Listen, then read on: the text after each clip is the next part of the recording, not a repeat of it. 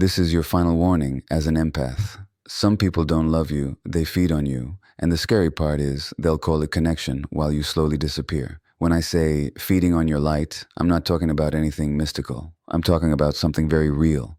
Your attention, your patience, your emotional labor, your constant understanding, your ability to soothe, your habit of carrying what other people refuse to carry. And if you don't recognize this pattern early, you'll spend years blaming your sensitivity.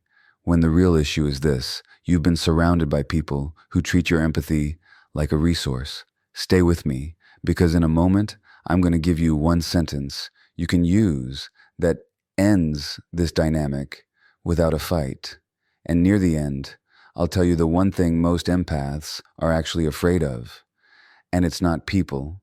It's becoming the old version of themselves around people. This is motivational and educational, not medical advice. But if this is your life, you'll recognize it immediately. Let's begin with a simple truth. Healthy connection feels like you can breathe. Extraction feels like you're performing calm while your body tightens. You know that feeling when you're with someone and nothing big happens, but afterward you feel foggy, heavy, slightly guilty, like you just gave away something you can't name. That's your signal, not your imagination, not drama, a signal. Empaths are often trained to ignore signals because you were taught to prioritize harmony over truth. So here's the first warning sign: someone is feeding on your light. You leave the interaction feeling confused, not because they shouted, not because they insulted you, because they pulled you out of yourself. You start replaying their tone. You start reviewing what you said. You start trying to locate the moment you messed up. And here's the trap. The moment you start managing their mood, you're already hooked. They don't need to control you aggressively. They just need you to take responsibility for how they feel. And empaths do this automatically. You sense discomfort and you soften. You sense distance and you chase. You sense sadness and you carry. You sense tension and you try to fix it before it becomes conflict. So let me ask you a question that cuts straight through the fog. Do you feel closer to yourself after being with them, or farther? Because if you consistently feel farther from yourself, something is happening. Second warning sign. They love the giving version of you and punish the honest version of you. When you're supportive, they're warm. When you're available, they're close. When you're helpful, they're grateful. But when you need something, they vanish. When you're quiet, they don't check in. When you say no, they get cold. When you set a boundary, they act like you changed. That is not love. That is dependence on access. And it's dangerous because they'll dress it up as connection. They'll say, "You're the only one who understands me." They'll say, "I've never felt safe with anyone like I do with you." They'll say, "Don't leave me. Don't be like everyone else." And it will land in the empath like a responsibility, like a sacred duty. But listen carefully. If someone's closeness increases when you overgive and disappears when you have needs, that's not a bond. That's a system. You are the supply. They are the consumer. Third warning sign. Your boundaries create drama, not a calm conversation, not a respectful adjustment. Drama. They guilt you. They sulk. They punish you with silence. They suddenly become a different person. They don't respond to your boundary. They react to the loss of control. Because boundaries do one thing very clearly. They reveal motive. A boundary doesn't ruin a healthy relationship. It clarifies an unhealthy one. Now let's slow down, because empaths often hear this and immediately go, "But I don't want to be harsh. I don't want to judge people. I don't want to be cold." Good. Don't become cold. Become clear.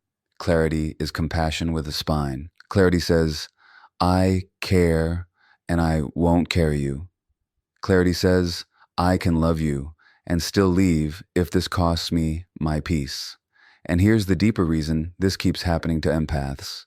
Many empaths didn't learn love as a safe, steady experience. You learned love as something you earn. You earn it by being good, by being helpful, by being low maintenance, by being the one who doesn't make trouble, by being the one who understands everyone else. So as an adult, you unconsciously recreate the old deal. I will abandon myself so you don't abandon me. And people who are hungry for emotional labor can feel that from a mile away. Not because you're weak, because you're familiar. Your empathy looks like a door that never closes. So the question isn't, why do I attract these people?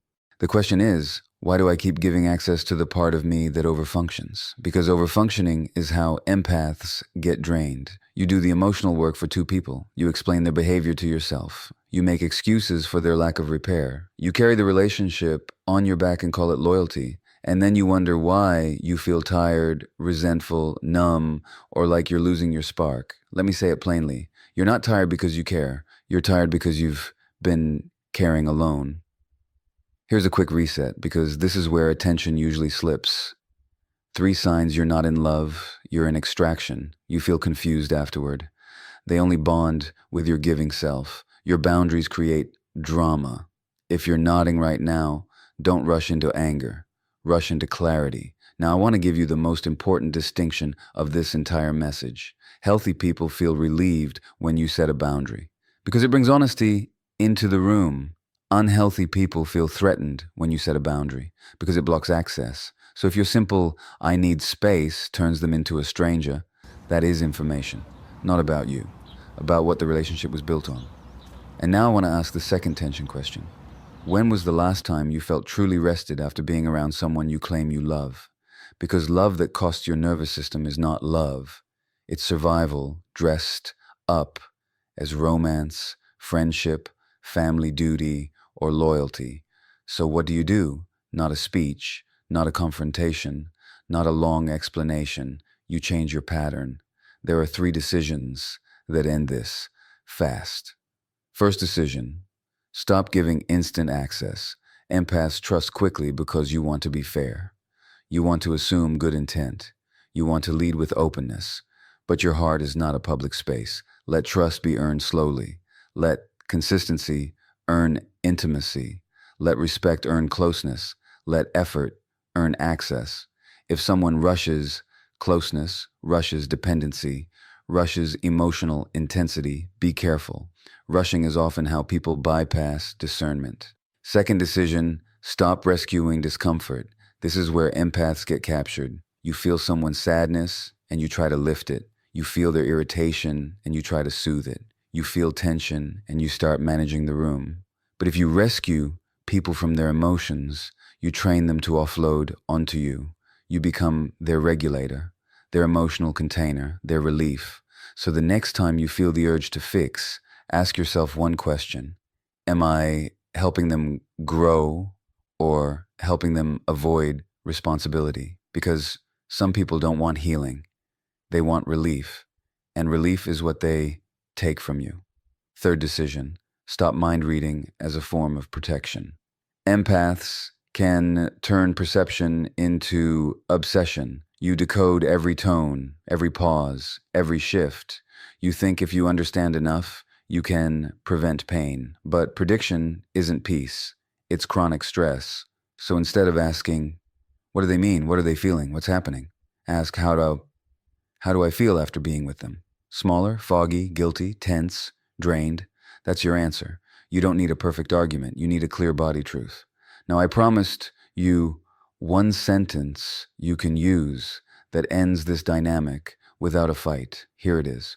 I care about you, but I'm not available to carry this. Say it calmly. Say it once. Then stop. No extra explaining. No proving. No defending. Because the moment you start over-explaining, the empath in you is trying to earn safety again. And this is the part that will sting, but free you. People who are feeding on your light don't panic when you're tired. They panic when you stop supplying, because your light to them isn't your joy. It's your availability. It's your forgiveness.